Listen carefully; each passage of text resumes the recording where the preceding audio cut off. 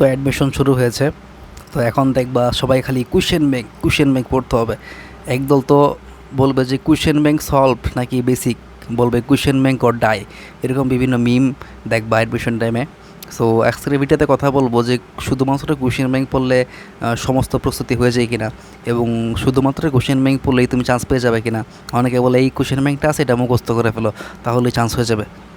অনেকে মানে প্রচলিত কথাবার্তা, এগুলো আমিও শুনছি। সো আজকে আমার এক্সপিরিয়েন্স থেকে আমি কথা বলবো যে কোয়েশ্চেন ব্যাংকের গুরুত্ব কতটুকু, এটা কি আসলে এত গুরুত্বপূর্ণ কিনা, এবং তোমার কিভাবে কোয়েশ্চেন ব্যাংকটা পড়া উচিত সেই সম্পর্কে। আমি হিমেল পড়াশোনা করছি ঢাকা বিশ্ববিদ্যালয়ে। তো এইটা একটা মিথ যে শুধুমাত্র কোয়েশ্চেন ব্যাংক বললে হয়ে যাবে। এইটা শুধুমাত্র ম্যাথ এবং ফিজিক্সের ক্ষেত্রে কিছুটা প্রযোজ্য হবে, কারণ ম্যাথের ক্ষেত্রে টাইপ ভিত্তিক অঙ্ক আসে এবং ইউনিভার্সিটিতে রিপিটেডলি কিছু টাইপ থেকে প্রশ্ন হয়। এটা তোমার প্রশ্ন যতই কঠিন করুক না কেন, কিছু প্রশ্ন টাইপের থাকবেই। হয়তো এক দুইটার প্রশ্ন খুব কঠিন থাকবে, বাট কিছু প্রশ্ন টাইপের থাকবে। সো ম্যাথের ক্ষেত্রে টাইপ ভিত্তিক, ওই ক্ষেত্রে তুমি কোয়েশ্চেন ব্যাংকটা মুখস্থ করে ফেললে অনেক ভালো, মুখস্থ করো বা সলভ করো আর কি। ফিজিক্সের ক্ষেত্রেও সেম, ফিজিক্সে কিছু কিছু মানে ইউনিভার্সিটিতে মানে মুখস্থ ভিত্তিক প্রশ্ন আসে। যেমন ধরো জগন্নাথ বিশ্ববিদ্যালয়, তারপর কৃষি, তারপর চট্টগ্রাম মেডিকেল তো আছেই। তো এইগুলোতে তোমার একটু মুখস্থ ভিত্তিক প্রশ্ন আসে, থিওরিটিক্যাল প্রশ্ন। সো এই ক্ষেত্রে তোমার কোয়েশ্চেন ব্যাংক খুব একটা কাজে দিবে না। কাজে দিবে কনসেপচুয়াল কিছু কিছু ক্ষেত্রে, বাট অ্যাকচুয়ালি মেন বইয়ের থেকে অনলাইন পড়তে হবে এই ইউনিভার্সিটিগুলোকে, মানে ইউনিভার্সিটিগুলোতে ভালো করার জন্য। বাট তুমি যদি ওভারঅল কথা বলতে বলো, ওভারঅল একটা আইডিয়া দিতে বলো, তাহলে আমি বলবো ম্যাথ এবং ফিজিক্সের ক্ষেত্রে কোয়েশ্চেন ব্যাংক ম্যান্ডেটরি। এটা মানে মুখস্থ করার মতো পড়তে হবে আর কি, ম্যাথের ক্ষেত্রে এবং ফিজিক্সের ক্ষেত্রে। বাট এখন হচ্ছে মিথ, মানে মিথ কেন আমি বললাম কোয়েশ্চেন ব্যাংকটাকে, বায়োলজি কেমিস্ট্রির ক্ষেত্রে কোয়েশ্চেন ব্যাংক তুমি যদি মুখস্থ করে ফেলো তাহলে তোমার খুব একটা লাভ হবে না। স্পেশালি বায়োলজি কেমিস্ট্রির ক্ষেত্রে কিছু পড়তে হয়, সেটা বলছি। বাট দেখো, বায়োলজি হচ্ছে একটা থিওরিটিক্যাল সাবজেক্ট, ইনফরমেটিভ সাবজেক্ট। তো স্যার যখন প্রশ্ন করতে বসবে, তোমার কি ইউনিভার্সিটি টিচারদেরকে এতটাই মানে অজ্ঞ মনে হয় যে কোয়েশ্চেন ব্যাংক থেকে হুবহু তুলে দিবে? এক দুইটা হতে পারে, বাট সমস্ত কোয়েশ্চেন তো তোমার তুলে দেবে না, যেই প্রশ্ন করুক না কেন। সো স্যার প্রশ্ন করো মেন বই থেকে। সো বায়োলজি তোমার যদি মেন বই পড়া থাকে তাহলে তোমার প্রিপারেশন কমপ্লিট। এছাড়া তুমি কোয়েশ্চেন ব্যাংক মুখস্থ করে ফেললেও তোমার প্রিপারেশন কমপ্লিট হবে না। তুমি ঢাকা বিশ্ববিদ্যালয়ের প্রশ্ন দেখো, বিগত বছরগুলো থেকে কয়টার প্রশ্ন হুবহু তুলে দিছে, বুঝছো? সো বায়োলজি যদি কেউ কোয়েশ্চেন ব্যাংক মুখস্থ করে ফেলো, এটা হবে বোকামি।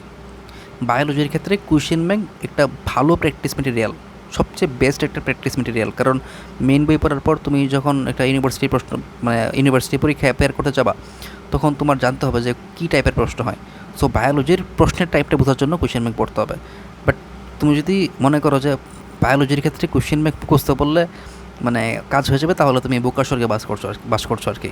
বায়োলজির ক্ষেত্রে মেন বই ছাড়া মানে আর কোনো সোর্স নাই। যদি একাডেমিক থেকে ভালো নোট করে পড়ে থাকো তাহলে সেটা পড়তে পারো। আমি কখনো নোট করে পড়া রেকমেন্ড করি না, বাট যদি এখন তো সময় নেই, ওই নোটটা পড়তে পারো। বাট যাদের মেন বই পড়া আছে তাদের জন্য মানে বায়োলজিতে কোনো সমস্যাই হবে না। এটা মেডিকেল হতে পারে, ভার্সিটি বলো, যে কোনো ক্ষেত্রে বায়োলজি মেন বইটা পড়া থাকলে আর কিছুই লাগে না। এবং আমি নিজে কোশ্চেন ব্যাংক পড়ি নাই বায়োলজির, এবং সমস্ত বিশ্ববিদ্যালয়ে মূলত বায়োলজি এবং কেমিস্ট্রির শক্তিতে আমি আর কি মোটামুটি চান্স একটা মানে পেতাম আর কি, মানে পাইছিলাম। ম্যাথ ফিজিক্স তেমন একটা দক্ষ ছিলাম না আমি। আর কেমিস্ট্রির ক্ষেত্রে যেটা বলবো সেটা হচ্ছে কেমিস্ট্রির ক্ষেত্রে কোয়েশ্চেন ব্যাংক পড়তে হবে। কারণ কেমিস্ট্রি যদি মানে কেমিস্ট্রি কিন্তু সম্পূর্ণভাবে একটা থিওরি বেসড সাবজেক্ট না, এখানে কিন্তু অনেক ম্যাথ আছে। সো ম্যাথের কিন্তু টাইপ হয়। আবার কেমিস্ট্রির ক্ষেত্রে কিছু কিছু টাইপ ভিত্তিক প্রশ্ন আসে, এটা মানে হতে পারে হুবহু দিবে না, বাট রিপিট হয় টাইপটা।